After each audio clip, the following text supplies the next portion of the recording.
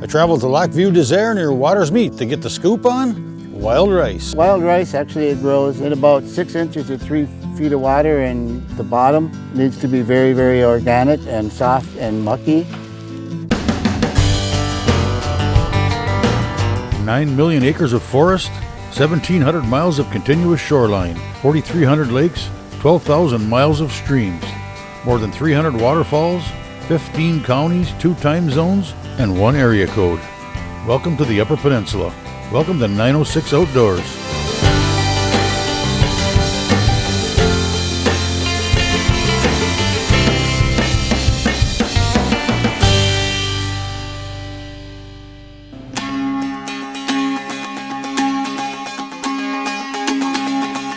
I recently had the opportunity to sit in on the Natural Resources Conservation Service Wild Rice Camp with Roger Lebin. Wild rice is almost as old as history itself. This highly nutritious grain is not actually rice, but an annual watergrass seed, and one of the only 2 cereal grains that are native to North America. Winnowing, the Ojibwe word for wild rice, translates to good berry. The rice was not only a staple in the diets of native people for generations, but also a spiritual food, considered to be a gift from the Great Spirit or Creator. Many years ago, our tribe and my ancestors weren't actually located here at Lac Vieux Desert. Before 1492 and earlier, we were actually located out on the east coast near the St. Lawrence Seaway. And they had the spiritual leaders at that time were visited, and they were given 7 prophecies. And the first and third prophecies is what I'm going to share with you today. One is, it said that we need to move. We needed to move to that place where that sun set, or we were going to face death and destruction. The third prophecy said that we were going to be able to move in that direction until we found the food that grows on the water. When we find that food that grows on the water, we will know we are home. Our migration story starts from the mouth on that little island at the entrance of the St. Lawrence Seaway and ends on Madeline Island over here. And what that food on the water is Winnowing. And so what we do today is, here in this community, is we honor this resource. What I'm going to be sharing with you today is things that my family and my ancestors have passed down, and what I'm actually doing is doing the same thing, but I'm sharing it with you, but I share it with a lot of community people. By the end of the day, you're going to find out the old ways that we did it, the traditional way, and why it is so labor intensive. Wild rice actually grows into in about 6 inches to 3 feet of water, and a lot of that should be in about 1 foot to 2.5 feet. The sediment, the bottom, needs to be very, very organic and soft and mucky. And it actually has to have a flow through. There's got to be somewhat kind of a recharge. So in this case, the creek comes in over there, Marsh Creek, and actually goes over that way. It needs to have a very clear water, no turbidity, because the sunlight is a very, very important factor in the growth, especially in the early stages, not so much after it's stood up, and starts in the flowering stage in July and actually becomes pollinated in July, and actually the seeds mature in August and they're ready at this time of the year in September. So usually around Labor Day is the time that you start to gear up for the harvest, and the harvest runs anywhere from 4 to 6 weeks. The season can run up to 8 weeks if you go to a few lakes or streams. In this case, Lac Vieux Desert is a little bit behind. You can see a lot of the heads are still up. One of the early signs of that you're at the end of your harvest in any given rice bed is when you start to get the influx of the red-winged blackbirds. It usually is a good indication that a given bed is close to the end of what it's going to offer you. 906 Outdoors is brought to you by Race Driven. Get in touch with your adventurous side and find your drive with Race Driven. As an online retailer, dealership, and manufacturer, we can provide power sport enthusiasts with virtually any part or accessories for ATV, UTV, and motorcycles. Customer driven, quality driven, race driven.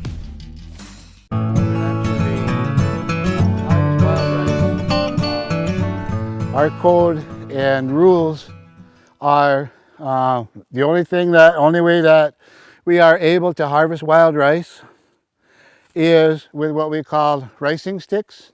These are my grandmother's. These are the ones that were handed down to me. I never did ask her why they were painted red, but somebody once said that was a sign to keep your hands off. Our code states that your ricing sticks, the pair of them, cannot weigh more than 1 pound. Their maximum length can be 38 inches. And so when you go out in your canoe, I hold mine like this, and actually the only thing that I actually do is use my little finger to actually start the downfall of this stick. So you lay that rice over the canoe, and you hit that stock and gently tap that, not so much to break it, because if you break that stock so it goes like that, actually any of the grains that are left on that will actually die. Okay, so we have to make sure that we stand it up, allow it to stand back up after we move through it. The other thing that you're going to need is a push pole, because under our code, the only thing that you can actually go out and harvest with is a push pole. Ideally, you make them out of tamarack. That's the most durable. However, you can make them with what we've been using a lot of lately is the black spruce. You can actually use balsam, and you can actually use cedar. And you get those conifers because they're basically, when they go pretty straight. And then what you have this fork here, and you can see I have like a lap joint here, and I drilled 2 holes with a dowel to hold this hardwood fork in there. And the reason that we want that fork is wild rice, even though it grows in about 3 feet of water, it actually grows into a very, very soft organic bottom. You're catching a lot of those roots and using it. What you're going to do is you're going to lean back against this and you're going to pull on this, and that's how you're going to actually move your canoe through the rice. Once you go out into the rice bed and actually you harvest a bunch of wild rice, and you're going to bring it in and you're going to put it on a tarp. You're going to air dry it for 3 to 5 days. You can get by with 3 days if you have a day that's a little windier than today. Every couple hours, get out and stir this rice to expose any of that underneath. You don't want it to turn moldy. And the other thing is, you take it in at night because you don't want it to get wet all over. You want to get as much moisture off it as you can, because sometimes when you pick this, the grain itself may have a lot of moisture in it, because before it actually starts firming up, it actually goes through like a milky stage where that grain, actually the inside of the grain is very much very, very white and milky. If it really isn't a totally ripe rice, it'll actually pop. However, that actually is good. It's a good rice, but it's not good for storage for long periods of time. One of the other things is actually what they call rice worms is actually a larval stage of that little white moth that you see flying around. It'll actually drop its eggs out, and actually that larva will actually eat through the jacket of this and actually go in and actually take that milk. And actually when you put it out on the tarp, they actually go off and then they crawl underneath. One of the things is you'll notice that this thing has a tail, but usually that tail's a little bit longer. But because it's dried and being stirred, it breaks off. But what that tail does when it falls off is it actually acts like a rudder, and it actually makes that grain plant like that. Wild rice is an annual plant. It's not a perennial plant. So these rice beds every year have got to actually drop seed to make sure that they survive. Every grain that falls, it does not germinate every year. So actually there's a big seed bank down there. Each plant only has a 1-year life cycle. All right, so now what I want you to do is to grab that tail, and I want you to move your fingers up and down that grain. What do you feel? Some ridges. So as you pull away from that tail, it's rougher. These actually have like barbs. It kind of anchors it, because as that rice starts falling down, it actually starts locking these in and starts locking those into that. So the next thing that I want you to do is I want you to roll this between your finger. Kind of pinch it and roll it. It basically dehulls it. In order to get this ready to the table, or even getting it ready for storage, you have to get that grain out of that husk.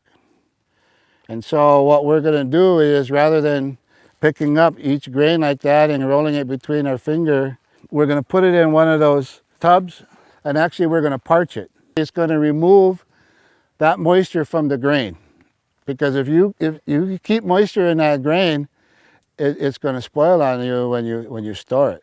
So adding it to heat removes all of that moisture and it gets it ready. I think the longest that I've had wild rice stored on a shelf is like 5 years. I've had some, and it's only because it got lost.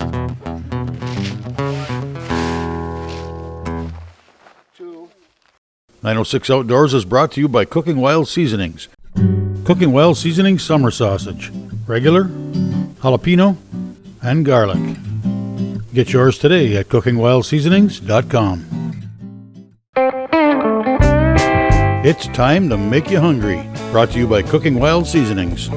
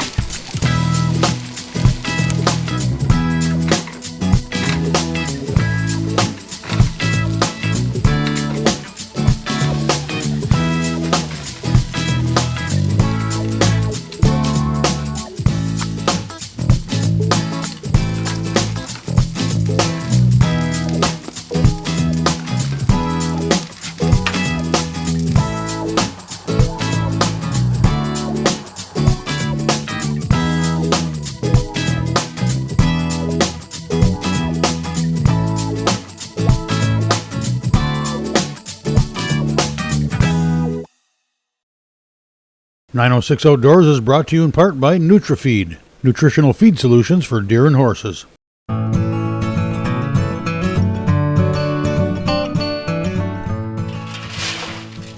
When you put that on that pan at that angle and everything, the lowest part, kind of away from the fire, is going to be the cooler part of that tub.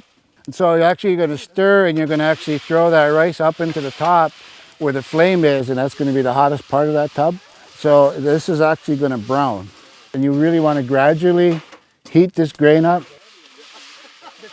This was picked last year, so this is pretty dry, but if we went and picked out this rice this year, it may take up to 10 to 15 minutes per batch to do this.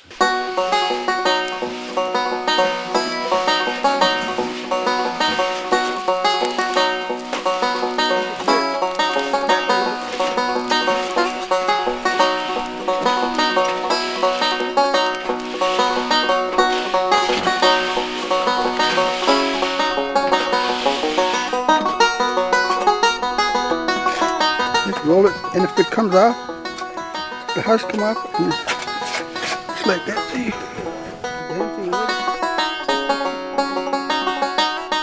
In your hand, like this, hold like this and snap it. If it snaps, it's done. Listen to that now. Maybe a little bit yet.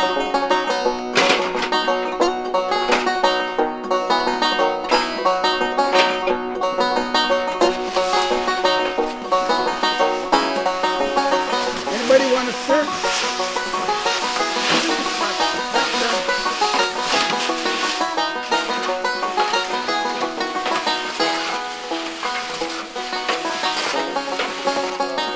See how this starts actually to pop? If you start getting it too hot.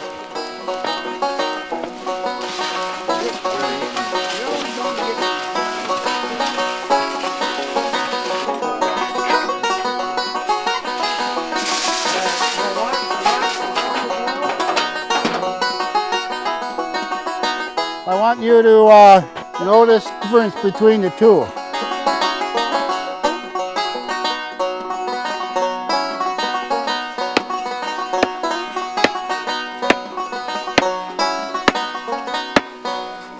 What we're going to do now is we're going to actually what we call dancing on this rice, and this is actually called a jigging pit as well. This process here is going to separate that grain from the husk. When you make this pit, you want to try to make it smooth like a cereal bowl. You really want it smooth because you want it to kind of be like when you were rolling it between your fingers. Right now I have a canvas tarp. It's been around for a while. Years ago they used to use brain tan hide. Sometimes they used large sheets of birch bark. Now some people think that this is for balance and stuff, but that's not really what it's for. When I dance on this actually is to try to limit how much weight I put on that rice, because then what I can do is I can become very light on my feet, okay? So I can dance on it and apply as much pressure as I want. You just really want to rub it together. You're not out to make flour or meal with it. You're trying to actually just separate it. I highly recommend getting some moccasins. All right, when you do this, you put your right foot down so that your toes in the middle, your heels at 3 o'clock, you're going to rotate to 6. Every time you put your left foot in, your heel's going to be at 9 o'clock, you're going to go to 6 o'clock. However, your hips are going to go from 2 to 10. And I tell everybody that this is how I got my wife. It's because she broke down on the res and she had a flat tire. She didn't know how to fix it. So she went for help and she was peeking behind that cedar like that. And this is what she saw was me doing this. I try to keep this rice on my instep because you really want to try to run your arch over these and kind of twist on the ball of your feet, but you really want to try to work a lot of the rice on your instep of your foot. A lot of the jackets have come off that. So what I want to show you now is you see a lot of chaff in there. If you do this, nothing happens. But if you get a separation between the rice and the basket, I am not throwing it up and catching it. I'm separating the basket from the rice. And I'm doing that with a quick down movement. When that rice falls back into the basket, it forces that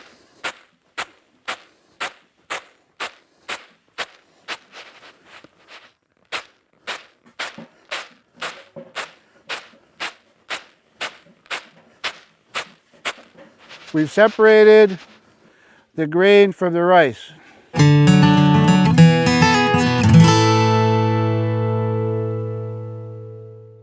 Today's show is brought to you in part by Rapid River Knife Works. Rapid River Knife Works is the largest custom knife factory showroom in Michigan. hunting knives, pocket knives, and kitchen knives. Watch your custom knife being made and engraved. Free laser engraving with your personal message or company logo. Lifetime warranty on every knife and free sharpening. Bring the family and visit Rapid River Knife Works today.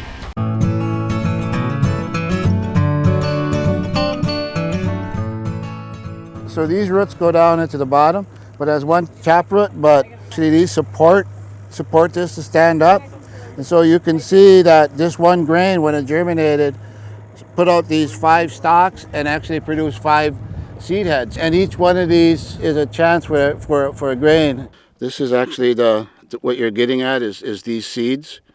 So now these actually hulls are empty. This one wasn't pollinated. This one here is empty. But this one has got some in it. See how it's kind of milky and how it starting to firm up? This is actually where a lot of the nourishment for that rice comes from. This year actually is kind of a down year because of the high precipitation and high waters. It impacts it so many ways. Heavy rainfall actually affects the pollination as well. So it's when it rains very, very hard, it basically robs you of the pollen because it knocks it right into the water. It restricts the pollinators to actually carry the pollen when it is good. It can supply continuous. Any given rice bed you can harvest for 4 to 6 weeks, depending on how many harvest it and how it's harvested. If it's done respectfully, it can be done, or if some people come in and are very aggressive and damage the bed, it can be limited. In the UP, it's starting to come back. The LVD and the Key Winnowing Indian community has restoration projects going, so it is becoming more popular. In the Upper Peninsula, there are 4 known water beds, and these beds here actually is the 4th largest bed now in the state of Michigan. When we look at and visit some of these historic and research some of them, there is some evidence of some remnant strains of wild rice on some of those sites. So you just actually need to enhance those. A lot of the regulations need to be revisited here by the state of Michigan. I know that I've encouraged the tribes to implement and adopt and accept their own regulations for their members, but right now there are no regulations for this resource by any resident in the state of Michigan. It is a resource that is coming back, and it's very, very important to the environment. Well, what I would like to do is to, first of all, I think in wild rice to really make a strong comeback in the state of Michigan is to get some regulations, not only amongst the tribes, but amongst and eligible and applicable to all residents of the state of Michigan.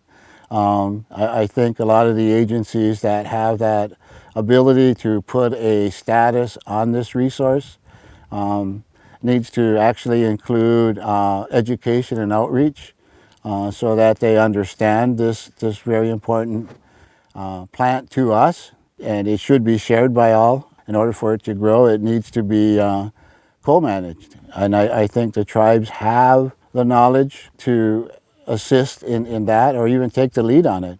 I know here, we've been working with wild rice since the 1980s. We have, I think, a very good experience and knowledge and what works, what doesn't. We do need to work together if we're going to be successful at bringing this back to what it used to be many, many years ago. Feel free to join us on Facebook or visit us at 906outdoors.com for a look at all of our shows, as well as the 906 Outdoors Fishing Report, shopping, and more. Thanks for watching, and we invite you to join us next week for another adventure right here on 906 Outdoors.